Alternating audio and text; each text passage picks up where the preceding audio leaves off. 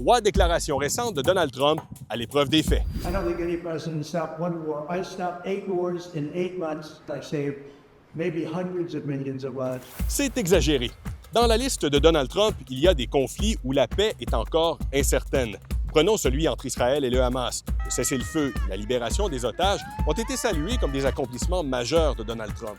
Mais quoi qu'en dise le président, le cessez-le-feu reste fragile. On a vu des flambées de violence ces derniers jours à Gaza et l'aide humanitaire y entre toujours au compte-gouttes. Dans d'autres cas, des accords de paix ne sont pas appliqués. L'entente vise à mettre fin à des décennies de conflits entre les deux voisins et à potentiellement accorder aux États-Unis un accès lucratif aux minéraux dans cette région de l'Afrique.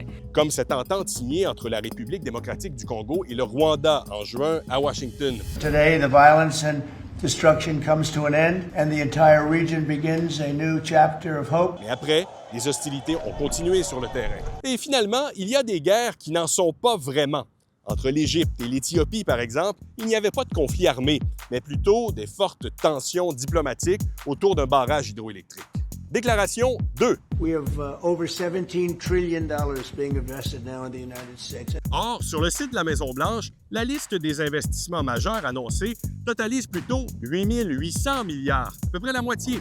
Et encore là, la réalité est amplifiée. L'administration Trump inclut dans son calcul des promesses plutôt vagues et des chiffres qui touchent aux échanges avec d'autres pays, plutôt que de s'en tenir strictement aux investissements aux États-Unis.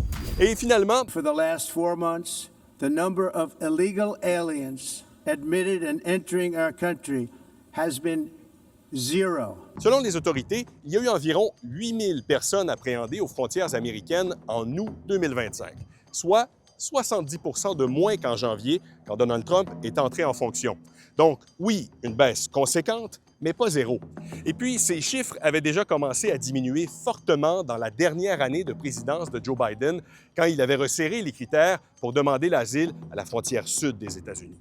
Dans son livre « L'art du deal », Donald Trump avait vanté les mérites, je cite, « des hyperboles véridiques, une forme innocente d'exagération », avait-il écrit. Un outil de promotion efficace, selon lui. Une tactique que ses adversaires démocrates qualifient plus simplement de mensonge.